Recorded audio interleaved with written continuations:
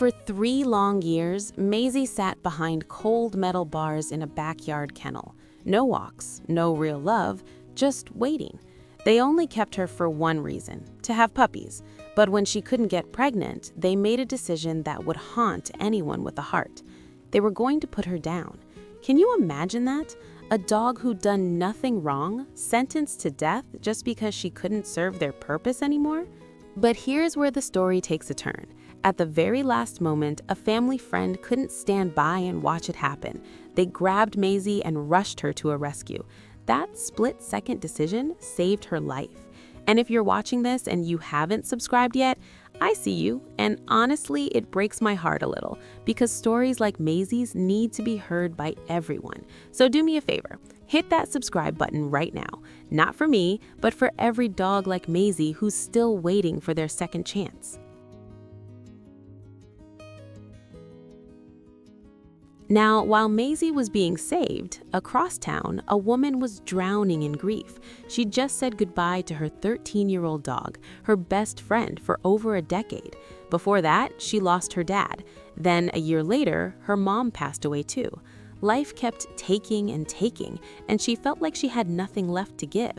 She wasn't looking for another dog. The pain was too fresh, the wounds too raw. Then one random day, a friend tagged her in a Facebook post. It was Maisy's picture. Something about those eyes stopped her cold. Maybe it was the sadness she recognized, the same emptiness she'd been feeling.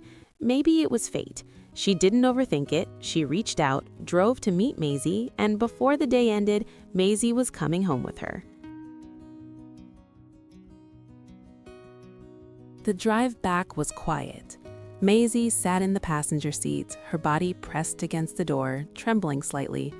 She'd never been in a car for anything good before. But every few minutes, she'd glance over at this woman, this stranger who'd just changed everything, and her tail would give the tiniest wag, like she was asking, "Is this really happening?" The first time Maisy stepped onto grass, real grass, she froze, her paw hovering midair like she was testing if it was real or just another dream. For 3 years, she'd only known concrete and chain-link fences. Then someone tossed her a tennis ball. Maisy just stared at it. Then, as if something clicked inside her, she bolted. She grabbed that ball like it was made of gold, spun around, and ran back with her tail whipping side to side so hard her whole body wiggled. That was the moment her new mom knew. Maisy was finally free. And boy, did she embrace it. She grabbed every toy like it was a treasure. Shadow mode activated. Kitchen, bedroom, bathroom, Maisy was there, always 3 steps behind, never wanting to be alone again. Every pat on the head, every scratch behind the ears, she soaked it all up like she couldn't believe it was real, because for the first time in her life, it actually was. The family cat? Instant best friends. The cat rubbed against Maisy's legs like they'd known each other forever. The horses in the barn? Maisy trotted up to them every single morning, sniffing their giant noses while they munched on hay. Some nights, she'd curl up right there in the barn and fall asleep, surrounded by the gentle sounds of the horses breathing. Pure contentment. But it wasn't all smooth sailing. The first few nights, Maisy would wake up panicking, pacing the bedroom like she was waiting for someone to take it all away. Her new mom would sit on the floor with her at 2 a.m., whispering, "You're safe now, you're home." It took weeks before Maisy truly believed it, before she stopped looking over her shoulder. And then, one morning, something happened that made everyone stop and listen. Maisy wasn't just happy, she was vocal about it. And I don't mean just barking. Maisy had this whole vocabulary of grumbles, huffs, whines, and little groans. When she was excited, she'd let out these chatty sounds like she was narrating her own joy. When she wanted attention, she'd sit there and have a full conversation with you, her head tilted, eyes locked on yours. It wasn't random noise. You could tell she was genuinely trying to communicate, like she had years of stories bottled up inside and finally had someone who'd listen. Her new mom would talk back to her, and Maisy would respond. Back and forth they'd go, like two old friends catching up after years apart. People who visited couldn't believe it. "Is she actually talking to you?" they'd ask. And the answer was always yes, because Maisy had found her voice the moment she found her home. The neighbors started recognizing Maisy's voice too. They'd hear her chatting through the windows and smile. "That's Maisy," they'd say, telling her stories again. It became the soundtrack of the house, this constant, joyful conversation that filled every room. Think about this for a second. Maisy was days, maybe hours away from being put down. She'd spent 3 years locked up, used, then discarded.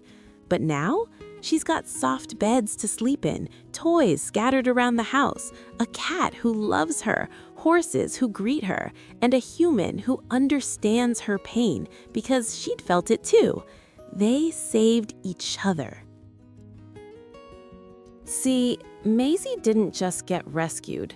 She gave her new mom a reason to wake up again, a reason to smile, a reason to feel like life could still be beautiful, even after so much loss. That's the thing about rescue dogs. They know what it's like to be broken, and somehow they help put you back together. So here's what I want you to think about. How many dogs like Maisy are sitting in shelters right now, waiting? How many have just days left? How many amazing, loving, chatty personalities are about to be erased because no one gave them a chance? What would you do if you saw a post with a dog's picture knowing they're about to be put down? Would you scroll past, or would you be the person who steps up? Maisy's story proves that second chances don't just change one life, they change two. She got a home, her owner got healing, and now every single day, Maisy talks and talks and talks, making sure everyone knows just how grateful she is, because she remembers what it was like to be silent, alone, and forgotten, and she's never going back. Her new mom says the house feels alive now in a way it hasn't in years. There's the constant patter of paws on hardwood floors, the jingle of tags, and those endless conversations that fill the silence grief left behind. And sometimes, late at night, when Maisy curls up next to her mom and lets out one of those little grumbles, it sounds exactly like she's saying, "Thank you," because unlike her first 3 years, now she has something worth talking about.